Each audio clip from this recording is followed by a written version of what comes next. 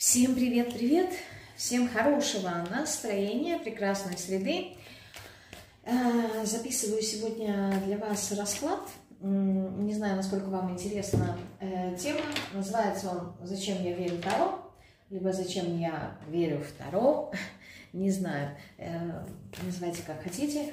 Расклад будет на одну позицию. Наверное, в ближайшее время я буду в большей степени делать расклады на одну позицию. Причину, в принципе, я объяснила в телеграм-канале. Я прохожу сейчас очень такой достаточно сложный этап своей жизни. Вот, и мое видение карт периодически закрывается. Я не могу это контролировать. Бывает момент, когда я вообще ничего не вижу. Знаете, как, я не знаю, если, как это сказать, если вы, не сталкиваетесь с Таро, не практикуете Таро, это может показаться достаточно странным. Почему? Потому что, в принципе, да, зная ключевые слова каждому аркану, да, можно включить, как говорится, свои мозги и сделать анализ и прочитать карты. К сожалению, к моему огромному сожалению, на том этапе своего развития, так скажем, и пути, на котором я нахожусь, и в том периоде изменений внутри меня, которые происходят, к сожалению, я не могу включать ни голову, ни интуицию, ни читать поток, ничего. Бывают такие у меня дни.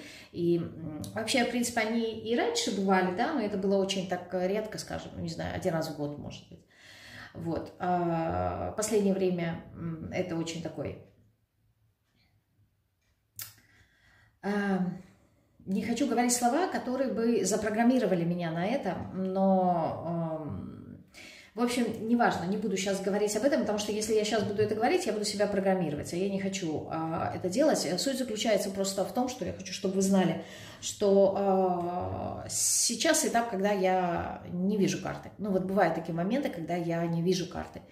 Вот, и мне сложно. И поэтому делать большие расклады так, чтобы, вы знаете, хорошо погружаться в каждую позицию, мне сложно. Мне проще сделать на одну позицию уже, знаете, как вот погрузиться в ту энергию расклада, и все, уже не находиться, не выныривать, чтобы заново погружаться. Поэтому, в принципе, кто со мной давно знает, что я периодически проживаю свои трансформации и изменения, и поскольку я трактую через себя, то есть как проводник провожу информацию, то я не могу не искажать информацию через призму того, что я проживаю. Вот, поэтому я просто объясняю, я всегда объясняю людям, почему я поступаю так или иначе, знаете, даю всегда некую такую инструкцию, и не все это понимают, в общем, разные моменты всплывают. Мне важно было донести до вас эту информацию, потому что я отношусь к своей работе и к вам в том числе с уважением. Вот, и считаю, что вы, если вы столько времени на моем канале, значит, вы должны это знать. То есть это не моя прихоть не делать там на позиции, либо там какой-то мой принцип, просто сейчас этап, когда я не вижу карты. Вот. И здесь возникает тогда другой момент. Если ты не видишь карты, как ты будешь делать расклад? Не знаю. Как получится. Если не получится, значит, этот расклад просто не выйдет. Если он вышел, значит, получилось. Значит, я словила какой-то такой момент, когда, видимо, что-то увидела. Это не постоянно. У меня нету этого постоянства на данном этапе, поэтому я не могу предугадать, я не могу предусмотреть, проконтролировать. То есть это вне моего контроля, к сожалению. Так, тема, на мой взгляд, показалась интересной. Мне будет 6 вопросов. Опять же таки, да, расклад, он не направлен на то, чтобы от кому-то там откликалось или нет. Вот, просто, чтобы вы задались, либо задались, да, не знаю, куда правильно ударение, задались этими вопросами для себя. Вот, а у кого есть дневник раскладов, этот расклад есть в этом дневнике, он стоит под номером 125. Вот, кому интересно, то есть готовые вопросы наглядно, заходите, либо делаете сами себе этот расклад, либо в контексте терапии в письменном виде, именно в письменном виде, отвечаете на вопросы. Я всегда говорю, что в письменном виде это важно. Во-первых, это наглядно. Во-вторых, ваше восприятие написанного текста и той мысли, которая у вас крутится в голове, это абсолютно разные вещи. В-третьих, центры, которые отвечают за письменность и либо за рассуждение, то есть прокручивание мыслей в голове, это абсолютно разные. То есть процесс написания ответа, он намного сложнее, чем ответ в голове. И здесь задействованы абсолютно разные центры нашего мозга. Поэтому плюсы всегда в том, что вы ответы пишете, даже если они вам кажутся какими-то банальными. Ну, либо зачем тратить время, да, если вдруг такие мысли проходят. С другой стороны, опять же таки, если вы, не знаю, ну, имеете какой-нибудь блокнот, либо тетрадку, где все это записываете и через время читаете, вы можете удивиться тому, что вы писали, да, своим каким-то ответом. Иногда это может казаться так, что, блин, я не могла это написать. У меня такое бывает очень часто. Я задаюсь вопросом, мне кажется, ну, это не я писала. Почему? Потому что, ну, слишком мудро даже для меня, да, то есть, ну, я не смогла бы додуматься до такого. В общем, вот такие вот интересные моменты. Ну что, давайте приступим. Так, если кто будет спрашивать про колоду, потому что новенькие люди, которые подписались на мой канал, не знают. Во-первых, колода, на которой я работаю, она безымянная, да. Почему безымянная? Потому что автор, как я уже говорила неоднократно, не дал ей названия. Вот. Кто захочет ее приобрести, в разделе «Обзор моих колод» я делала обзор на эту колоду, оставила ссылку на тот сайт, где я приобрела эту колоду. Вот. Кому интересно, ответы все есть, я ничего не скрываю, просто названия нету этой колоды. Итак, первый вопрос, и самый главный, верите ли вы Таро? Не в Таро, а Таро, ну то есть самой этой системе, верите ли вы? Верите ли вы Таро? Мне страшно карты вытаскивать. Аркан Шута. Такой, знаете, неоднозначный ответ, давайте так скажу. И поясню, в чем его неоднозначность. С одной стороны, Шут говорит о легком отношении, да, ко всему, восприятие такое легкое. Здесь сразу я могу сказать причину. Во-первых, аркану Шута соответствует знак зодиака Водолея. Они очень схожи по энергетике, по непредсказуемости, про достаточно такое широкое восприятие мира, про свободолюбие, свободное высказывание точки зрения. Легко меняет человек мнение сегодня одно, завтра другое. И это не связано с тем, что у человека нет внутреннего стержня. Это просто то, что ему подходит абсолютно, так скажем, все точки зрения. Он принимает, человек с расширенным горизонтом своего сознания. Вот. И ну, то же самое, в принципе, у нас олицетворяет и аркан Шута. Это зарождающая энергия, которая не имеет конкретного направления. Поэтому здесь неразумность, поэтому может быть в чем-то глупость. Отвечая на вопрос, верите ли вы в Таро? С одной стороны, я могу сказать, что да.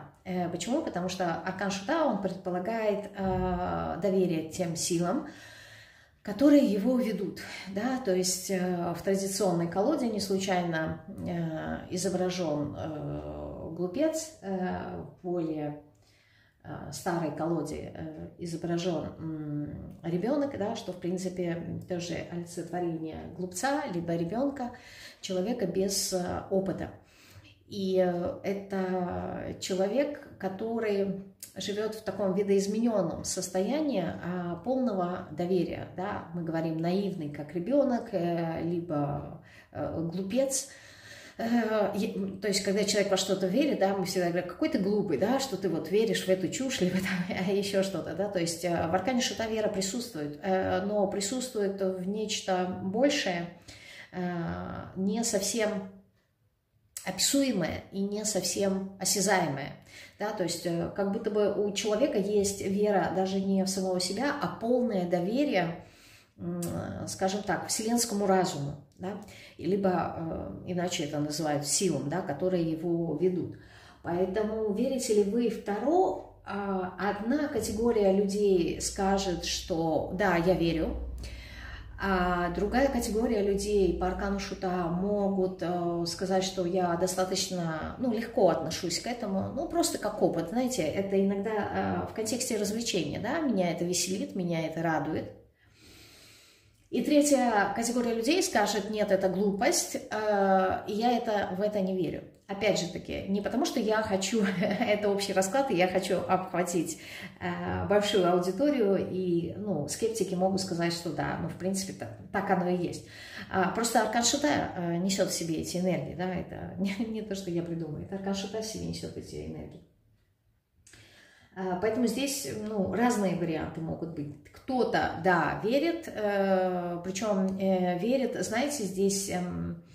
Вера не совсем разумная, то есть, такая, нет, наверное, неправильное слово, не то, что неразумная, человеку сложно объяснить, почему он в это верит. То есть, если спросить, сложно сказать, почему я это верю. Это из раздела вопросов, когда маленькому ребенку до пубертата спрашивают, веришь ли ты своей маме.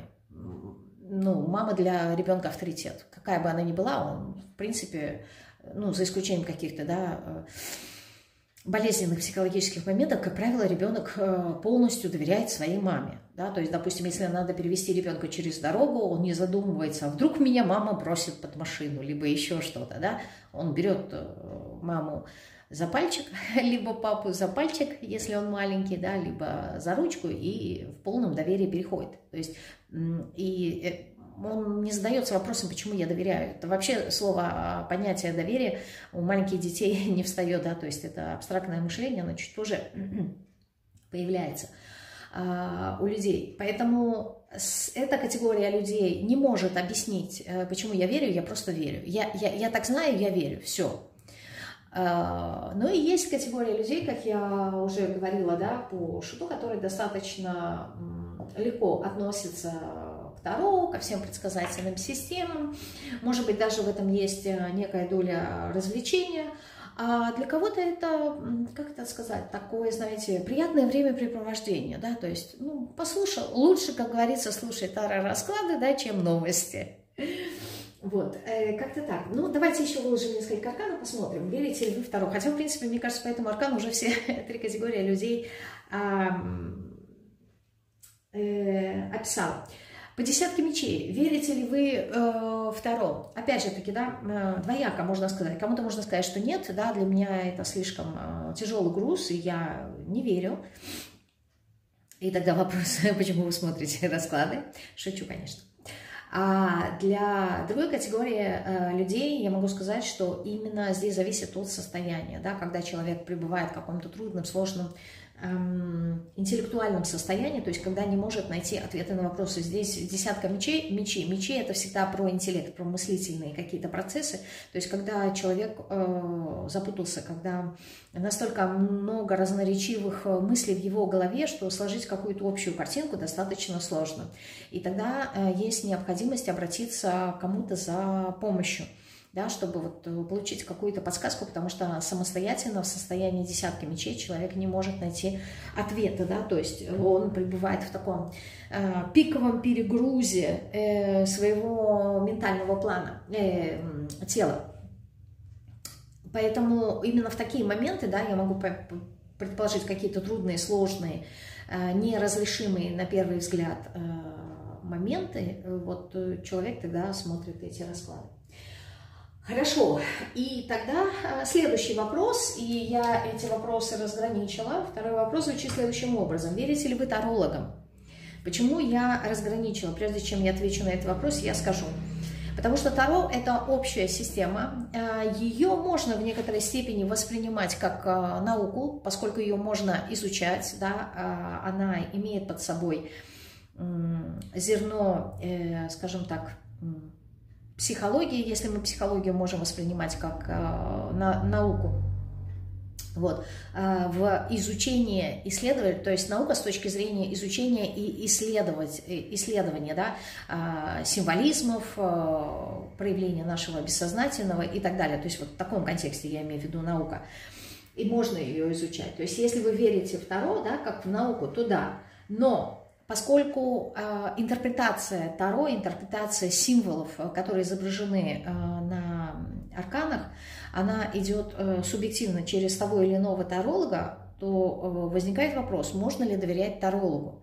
То есть не системе. То есть это как, знаете, как верите ли вы математике, да? И второй вопрос, насколько можно изучать математику, например, с вашей математичкой, которая была у вас в школе, да, если она была какая-нибудь там, не знаю, чудаковатая и очень плохо объясняла, то и любви к этому предмету она не привела, но не привила. А если есть люди, например, учителя, которые очень интересно преподносят саму суть математики, вот, то и любовь к этому предмету получается, да, и самого учителя ты любишь. Поэтому я разграничила эти вопросы, насколько вы верите тарологам, потому что Таро как система, как наука, ей верить можно, а вот тарологам, вот мы сейчас с вами посмотрим. Верите ли вы тарологам в общем, да, не мне, а в общем? Десятка пентаклей говорит, что да. С одной стороны, опять же таки, да, я всегда читаю в дуальности. С одной стороны, да, десятка пентаклей это показывает фундамент, это стабильность, это люди, которые имеют определенный опыт. Вот, но с другой стороны, десятку пентаклей можно прочитать, как вы можете верить, либо доверять тем тарологам, у которых система ценностей, их соответствует вашей системе ценностей. То есть вы понимаете, у вас есть какие-то общие взгляды. То есть когда есть созвучность. То есть, когда вам созвучен тот или иной таролог, то есть, доверяя тарологу, да, вы проще будете принимать ту информацию, которую он транслирует. Если вы не доверяете тарологу, как человек, опять же таки, да, можно спросить, а как ты понимаешь, если ты, ну, например, там, таролог по ту сторону экрана, и ты с ним лично не знаком. Все равно где-то как-то на интуитивном уровне мы понимаем, мое, не мое, да, можно этому доверять или нет, то есть интуиция подсказывает. Поэтому если ваши ценности совпадают, если вы видите, что у человека есть огромный багаж опыта и знаний, который является ценным для вас, то есть, как мы это понимаем? Условно говоря, вербально, да, если мы видим только руки человека, то есть мы слышим его речи, исходя из этого мы понимаем, да, что говорит человек, как он говорит, какой у него опыт, ну, то есть это считывается. А если мы видим таролога, то невербально, да, мы понимаем по его внешнему виду, да, по его мимике, по его микросокращением, возможно, лица и вообще, что происходит, то есть невербально мы это также считываем. То есть здесь вопрос опыта и вопрос ценности. Причем ценности не только самого таролога, но и ценности той информации, которую он несет. То есть насколько то, что он говорит, несет, имеет для вас важность и ценность. Еще верите ли вы тарологам? Король мечей. Здесь, скорее всего, может быть другая категория людей. То есть не те, кто относится к десятке пентаклей, либо параллельно и то, и другое. Почему? Потому что король мечей говорит о том, что здесь человек достаточно скептично относится к тарологам. То есть король мечей – это энергия активного воздуха, да? То есть огненная часть воздуха. Пламя, которое скачет с одного момента на другое, с одного дерева на другое, потому что ему интересно абсолютно все. То есть здесь я могу предположить, что вы не смотрите стабильно, допустим, какого-то одного таролога, ну, либо если у вас там есть любимчики, там, топ-5, к примеру, да, то помимо этого здесь вот по королю мечей идут люди, которые смотрят абсолютно разных тарологов, да, то есть у них, возможно, и нет какого-то предпочтения. Почему? Потому что им интересен не сам таролог, а, возможно, просто тематика, да, то есть, ну, как мы говорим, гуглим, да, какую-то тему, а тут, получается, захожу в YouTube, да, и смотрю из тех тем, которые предлагаются, мне не важно, что это за таролог, да, мне понравилась тема, я хочу послушать, то есть, вот, я просто слушаю тему, наверное, не совсем ну, таролога, как-то так получается. То есть, и с одной стороны. А с другой стороны, по королю мечей, доверие, оно здесь возрастает со временем. Вот, и вы анализируете, да, то есть король мечей предполагает анализ. Анализ, там, я не знаю, оценку ситуации, да, и понимание, да, вот понимание причинно-следственных связей, то есть как говорит там таролог, что, ну, то есть здесь какой-то процесс идет, да, сопоставления и сравнения разных вещей. Поэтому, ну, в общем, могу сказать, что да, верите. Хорошо, следующий вопрос. Насколько часто сбываются таропрогнозы? И в данном случае я не имею сейчас свой канал, а именно каналы, которые направлены на прогностику, на предсказания, там, месяца, года, ну, то есть расклады, связанные с предсказанием, либо как будут развиваться ваши отношения, то есть исключительно эти моменты мы сейчас посмотрим, да, то есть насколько часто сбываются прогнозы, любые таропрогнозы. Рыцарь жезлов, здесь процентом соотношения сложно сказать, но поскольку рыцарь это небольшая фигурная масть, хотя, нет, я не буду говорить здесь процентом соотношения, я скажу так, рыцарь жезлов это, как правило, позитив.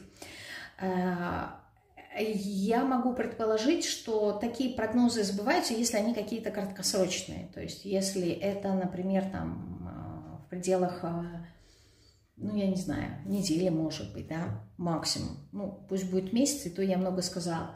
То есть, скажем так, на ближайшее будущее, если это что-то, то да. Если это прогнозы на более большой период, то нет. Но в общем здесь может быть еще даже так, что человек надеется, да, то есть рыцарь жезлов это позитив, это позитивное мышление, это активное позитивное мышление, когда есть инициатива, когда есть желание, при этом присутствует разум, то есть разумное такое желание, не просто на эмоциях, а имеет зерно разумности, но при этом нету какой-то вот практичности. То есть, если это расклады предсказательные, но не в контексте, наверное, бытового момента, да, там, купить, не купить, ну, выбор, например, какой-то, да, то, да, возможно, потому что рыцарю жезлов не хватает у нас глубины, если это не глубокие какие-то расклады, и не хватает стихии земли, да, то есть не хватает практичности. То есть если эти расклады не предполагают эти моменты, то в большинстве своем, да, они сбываются. Теперь давайте посмотрим, как часто отыгрываются психологические расклады. Вот, допустим, как мои, да, есть, я беру общую такую, скажем, психологию, но есть и коллеги, которые делают психологические расклады именно на отношения, да, то есть в отношениях, как, что, ну, то есть погружается. То есть насколько часто отыгрываются, либо, да, как часто отыгрываются психологические расклады, в том числе и мои. Давайте посмотрим, как часто у вас отыгрываются, ну, то есть вам созвучно. И вот здесь уже, видите, король жезлов, да, здесь у нас был рыцарь жезлов, а здесь король жезлов, здесь уже вероятность намного больше, да, но здесь король жезлов говорит по максимуму, наверное. По максимуму, причем король жезлов указывает как раз-таки на развитие. То есть помимо того, что отыгрываются, они несут в себе зерно развития, то есть они помогают. С одной стороны, как-то мотивируют, да, двигаться вперед, проявлять свою инициативу, проявлять, выражать свои какие-то желания, но здесь огонь в чистом его проявлении, да, то есть есть велика вероятность, что, скорее всего, в момент, когда вы слушаете расклад, да, он вам будет отзываться, но после этого вероятность того, что, допустим, вы что-то будете делать, из того, что вы услышали, либо как-то дополнительно будете что-то прорабатывать, она здесь не велика. То есть здесь не хватает последовательности, да, здесь не хватает аналитики. Я бы так сказала, вы загораетесь, да, это вас вдохновляет, воодушевляет, наполняет, мотивирует, да, придает какую-то жизненную силу и энергию двигаться дальше. Но вот чтобы, допустим, опять же таки, да, как и по рыцарю жезлов, применять на своей каждодневной жизни то, что вы услышали, здесь не такая великая, ну, большой потенциал к этому.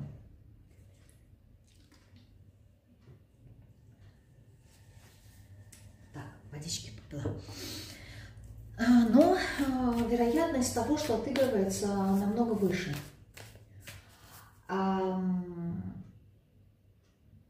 Что влияет? Давайте теперь посмотрим. Что влияет на то, чтобы те или иные расклады, неважно, к какой категории они относятся, чтобы они проигрывались. То есть на то, что проигрывается расклад, что на это влияет.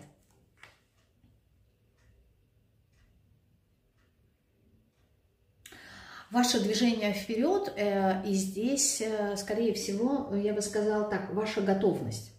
То есть насколько вы готовы в дальнейшем эту информацию применять, использовать, и насколько вы готовы отказаться от того, что у вас уже есть. То есть восьмерка кубков, она у нас указывает на движение человека, который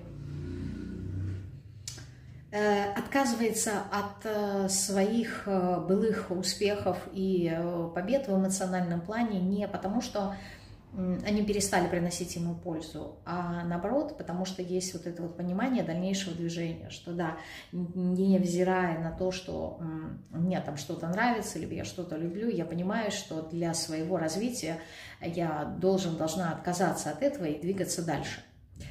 Вот эта энергия, она может влиять. А на что вообще влияет Таро? Вот вы, когда смотрите расклады, да, на вас, да, в чем?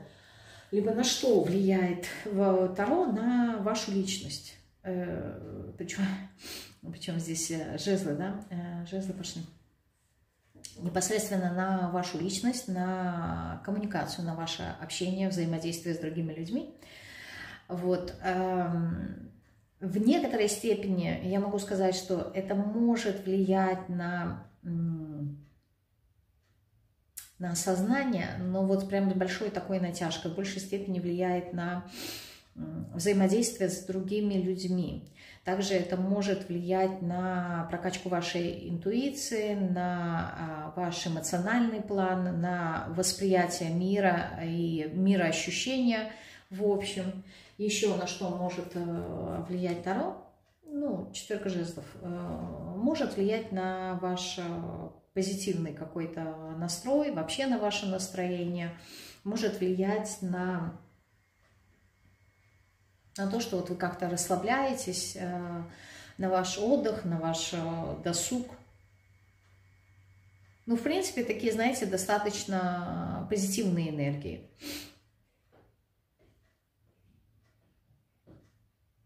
Вот я просто такая, знаете, небольшая заминка по королеве жезлов. В чем, что меня здесь смущает? Меня здесь немножко смущает недостаток мечей. То есть, да, я воспринимаю эту информацию, да, но вот я как будто бы ее не анализирую, я как будто бы не раскладываю ее по полочкам, да, это вот именно состояние, насколько мне откликается, насколько мое, насколько я в этой энергии проявлена. Все равно есть моменты углубления, да, когда человек погружается в эту энергию. Но вот мне как будто бы не хватает, знаете, какого-то постоянства, не хватает какой-то стратегии. В контексте того, что, знаете, когда работаешь, например, с наставником, он дает задание, ты идешь его отрабатываешь, потом приносишь какой-то отчет и получаешь обратную связь. Вот какой-то вот этот вот процесс, да, вот мне этого процесса здесь не хватает. Ну, достаточно то, что что-то узнали, Где-то, может быть, да, вас очень глубоко зацепило на эмоциональном плане. Где-то во что-то вы погрузились. Возможны моменты осознания и инсайта, не исключены. Но вот постоянство с работой с этой информацией, здесь этого нету, понимаете? Как-то так мне это идет. Хорошо. Следующий вопрос. Какая ваша потребность заставляет вас верить в Таро? То есть, ну, простыми словами, почему вы верите в Таро? Какая ваша потребность? Пятерка жезлов. Здесь может быть какой-то момент, элемент борьбы, да, это могут быть внутренние какие-то противоречия. То есть, возможно, когда человек самостоятельно не может найти, как-то прояснить для себя обстановку, и таким образом, вот, например, ему необходимо услышать информацию, но какое-то умиротворение получить, да, потому что здесь вопрос не сомнений, здесь есть вопрос разногласий. Здесь как будто бы есть какая-то сила, да, у всех пятерок присутствует, да, энергия Марса. Здесь есть какая-то сила такая, может быть, в чем-то она даже и разрушающая, но в данном контексте она позитивная, потому что это жезлы, но нету вот как будто бы понимания, может быть, да, куда направить свою энергию, на чем сфокусироваться. Также есть вот какие-то противоречия внутри. Что это за противоречия?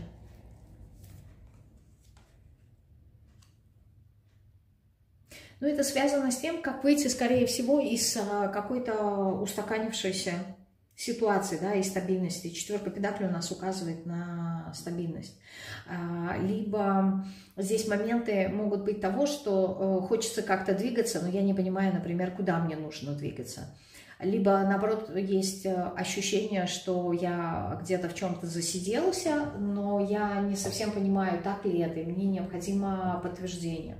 С другой стороны, пятерку жезлов у нас указывает на борьбу, на соревнования. Возможно, да, здесь моменты как-то вот себя проверить, да, так ли это, либо, ну, то есть насколько слабо, насколько я справлюсь с этим, насколько я смогу, да, как будто бы вот вы бросаете какой-то вызов себе. Ну, вопросы проверки и вот соревнований, борьбы, то есть насколько я могу быть лучше, причем соревнования с самим собой, такое тоже может быть. Либо как улучшить себя, как себя усовершенствовать. Здесь такие моменты есть, но они связаны с тем, что вот как будто бы либо человек не развивается, ну, то есть он находится в каком-то своем стабильном состоянии. Как можно выйти из него? Здесь как-то так. Еще какая потребность заставляет вас верить в Таро? Исцеление. Вопросы исцеления, аркан умеренности. Как излечиться от чего-то, да, как успокоиться. Ну, в принципе, у нас уже проходили вот эти вот моменты, что я слушаю расклады для того, чтобы как-то себя успокоить. Успокоить в формате, видимо, получения подтверждения, допустим, да, как вариант, что я двигаюсь в правильном направлении. С другой стороны, успокоить тем, что я могу услышать нужный мне ответ, вот, либо успокоить, что со мной все окей, да, что то, что я проживаю, если, например, такие, ну, аналитические, психоаналитические расклады, как мои, то понять, что я двигаюсь в правильном направлении, либо со мной все ок, то есть то, что я проживаю, это не какое-то сумасшествие, и что я не одна такая, что есть и другие люди, да, вот моменты именно исцеления. И с другой стороны, здесь потребность вот какого-то единения, но это единение, оно и может быть ощущение сопричастности, да, к чему-то, что, вот то, что я сказала, что я не одна такая, что есть и другие люди, у которых, возможно, схожая ситуация, вот как утешение какое-то идет, успокоение, утешение. Еще какая потребность заставляет вас верить в Таро? Восьмерка педаклей. опять же таки, чувство, знаете, как подтверждение. Подтверждение, но здесь уже подтверждение идет вашего профессионализма, да, то есть насколько я хороший мастер, то есть либо все, что связано с хобби, которое монетизировано, либо как зарабатывать деньги, то есть вот именно профессиональная сфера, как ни странно. Почему я говорю как ни странно, потому что расклады, именно связанные с работой, с профессией, в меньшей степени смотрят. Все, что связано с финансами. Хотя это большая такая потребность людей, но, как правило, в меньшей степени смотрят расклады на такую тематику. Хорошо, ну и последний вопрос. Что вообще вам дает Таро? Давайте посмотрим, что вообще вам, в общем, дает Таро. Хочется сказать, что с одной стороны снимает какой-то груз ответственности, а с другой стороны, наоборот, как-то грузит человека. И смотрите, как интересно, да, десятка жезлов, и сразу следующий аркан туз жезлов. Что, в общем, дает? Мотивацию. Мотивацию, желание двигаться, желание жить. Человек понимает лучше свои собственные желания, понимает вообще, как может двигаться по жизни. То есть дает некий такой потенциал, зерно, которое можно посеять. Что еще вам дает Таро? Ну, здесь какая-то вторичная выгода у нас идет по семерке мечей. Что это за вторичная выгода? Король Пентаклей, да, вторичная выгода. Вторичная выгода, говорящая о безопасности, о стабильности, о заработке, об улучшении жизни, да, что жизнь будет комфортная, что вот все будет хорошо. Знаете, такое ощущение, что с одной стороны, вот как будто бы людям нравится входить, ну, жить иллюзиями, да, не потому что они глупы, ни в коем случае, а просто потому что так проще жить. То есть, как правило, люди, которые сталкиваются с большими трудностями, сложностями и видят этот мир реальным таким, каким он является, им как будто бы, вот знаете, периодически необходима какая-то волшебная таблетка, которая бы их как-то подбадривала, что ли, и говорила, что, ну, все будет хорошо, не всегда будет вот так сложно. Вот, и иногда такая таблетка, бывают такие какие-нибудь психоделические препараты, да, то есть побег, алкоголь там, и все такое. А есть люди, которые придумывают себе какое-либо хобби, да, чтобы переключиться от той реальности, которая очень сложно проживать психике. И вот здесь, как вторичная выгода, почему семерка мечей, это как обман. Но это, еще раз скажу, это не говорит о том, что вы глупые люди, ни в коем случае, а это говорит о том, что психике нужна какая-то защита, и она выбирает для себя более комфортный для нее формат, да, то есть вот, например, когда идет перегруз информации в голове, нам надо эту информацию как-то переработать, когда очень много информации в нашей голове, много новостей узнали, много информации там на работе и так далее, и перегружено ментальное поле. Нам надо эту информацию переварить, да, и нам надо эту информацию обработать. На это нужно время. А в наш век скоростей времени нет. Что делают люди? Они заходят в соцсети и начинают, как я люблю говорить, зависать, да, либо тупить. Ну, просто прокручивают ленту. Не потому, что им это интересно, а это вот какой-то такой, знаете, способ самообмана, что вот я как будто бы чем-то занимаюсь, да, но я же прокручиваю ленту, там что-то смотрю, вот, но, как правило, не воспринимаю ту информацию, которую я вижу, потому что у меня и так ее много, и вот мне вот такой вот самообман, выигрывание, выкраивание время для того, чтобы обработалась информация. И вот здесь вот примерно тоже такое, но это осознанный какой-то такой момент, когда человек выбирает, я послушаю это, да, я знаю, что это... Особенно если это относится к той категории людей, которые не верят в Таро, да, я послушаю, да, я знаю, что это вот все чепуха, что это вот как это, бред, как часто пишут, да, в комментариях, что за бред, но при этом прям с удовольствием это слушают. Для чего? Для того, чтобы вот в этот момент, да, как-то все равно получить зерно какой-то поддержки, ощущение безопасности, ощущение какой-то стабильности, да, что вот, что все будет хорошо. Особенно, знаете, если это расклад на личную жизнь, да, там, когда я встречу своего мужа. Вот. И мне нравится всегда читать комментарии. И, ну, то есть не сам рассказ смотреть, а читать комментарии. Я читаю комментарии, там одна женщина говорит, да вот я уже там 5 лет это слушаю, и когда же он придет, там другая, я там 7 лет. И вот ты понимаешь, что вот эта вот надежда, да, что да, это будет, что да, я это хочу, она как будто бы ведет человека. И вот здесь вот, вообще я удивлена, что выпал король Пентаклей, а не аркан звезды. Но сейчас я ее могу и вытащить. Но здесь такое вот ощущение, что здесь идет какой-то самообман. То есть Таро, в общем, дает вот какую-то такую стабильность, да, потому что человеку важно ощутить спокойствие. Это спокойствие такая. Если бы не было семерки мечей, я бы сказала, что так оно и есть. Но вот здесь есть семерка мечей. Что еще вообще вам дает Таро? Ну, она помогает вам прорабатывать ваши страхи, подсвечивает моменты, где вы сами себя накручиваете, придумываете того, чего нету. Вот, подсвечивает, может быть, какие-то моменты, там, я не знаю, чувства вины, какие-то страхи. Тоже показывает. Что еще дает Таро? Ну, это, скорее всего, расклады там, где есть аналитические какие-то моменты, да, психология. Она дает отшельника, заставляет человека погрузиться в себя и больше понять себя, найти ответы на вопросы, но ответы на вопросы мы находим внутри себя. И вот, видимо, Таро, то есть, когда мы что-то слушаем, да, нам это откликается, и мы этому уделяем какое-то время, знаете, погрузившись в себя, но ненадолго.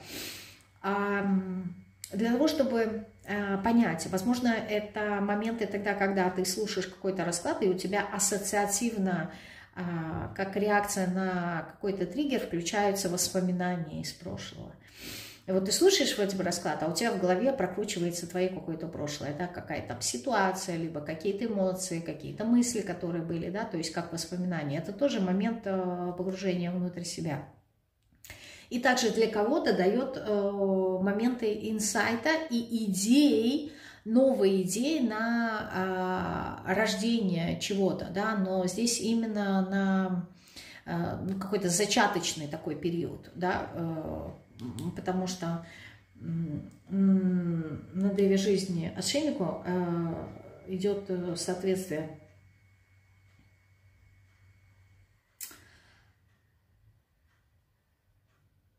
Буквы, да, сейчас в голове такой, знаете, туман, сквозь этот туман, все равно мне сложно читать карты, которые проходят.